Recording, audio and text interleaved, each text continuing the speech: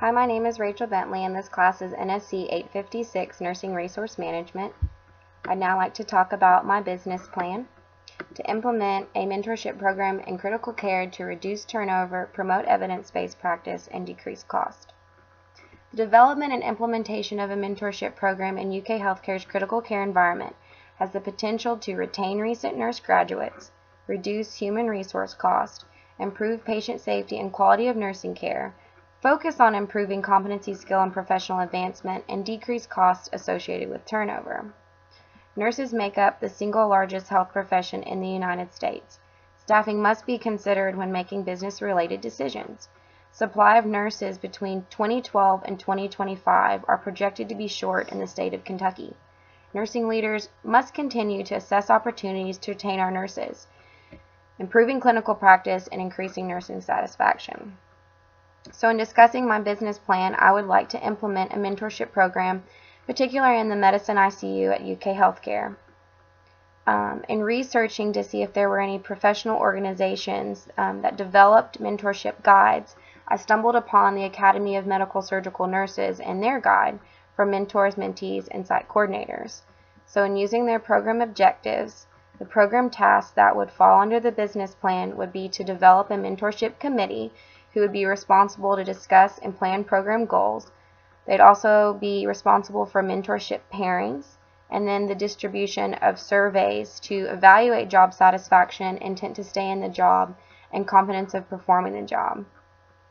Another main priority would be to make sure that we would provide our mentors education and really evaluate whether or not our experienced nurses were ready to be in that role and be a mentor.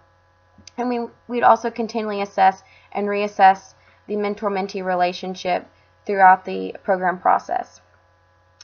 Evidence to support the program. A mentorship program may have a lasting positive effect on a nurse's perception of organizational culture, evidence-based practice, and its implementation into practice.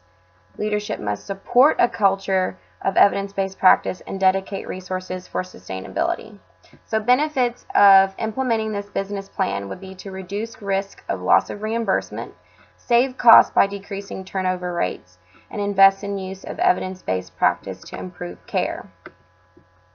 Since we've already touched on the strengths of the SWOT analysis, a weakness of this program would be costs associated, but in evaluating opportunities, we could also see potential cost savings through increased nursing retention, satisfaction, and use of evidence-based practice to decrease occurrence of healthcare-acquired infections.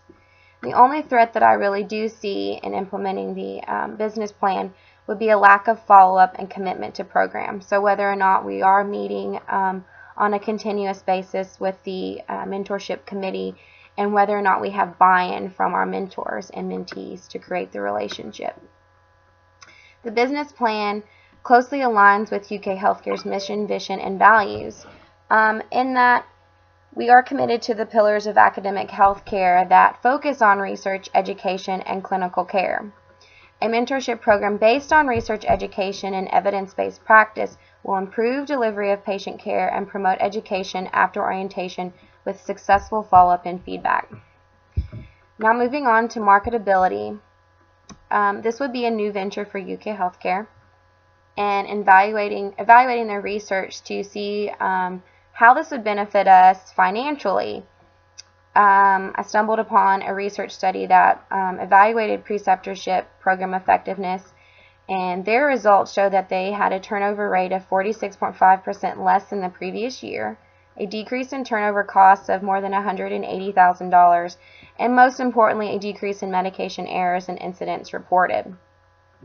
Stakeholders for this plan would be our internal primary, our new graduate nurses. Our secondary would be our experienced nurses who would be using as mentors, our nursing administration, senior leadership, and then the organization as a whole. Our external stakeholders would be our patients.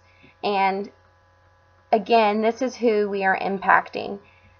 Yes, this program would be implemented to really focus on developing and making sure that our new graduate nurses are getting what they need to. But we are providing them that so that we can deliver the best patient care possible. Our final outcome goals would be to see overall improvement in scores reported. We'd also like to see at least a 10% decrease in nursing turnover by July 1st, 2017. We'd love to see an improvement in hospital-acquired infections. And in order to really get everyone involved and have that buy-in, we'd love to see 100% participation survey response and all the documentation that we provide. In regards to the timeline, this program would be implemented over a year's time. We would do follow-ups every 3 months, and then at the end of the year we would come together to collect and analyze the data to really determine program effectiveness and see how this has affected not only our new nurses, but the patient care that we have delivered and the overall processes within our unit and the organization. So thank you for your time, and I really love the development of new nurses. It's something that I'm very passionate about, and implementing a program like this is something that I would really like to do in a more realistic setting, and I hope to be able to implement this in my unit very soon. Thank you.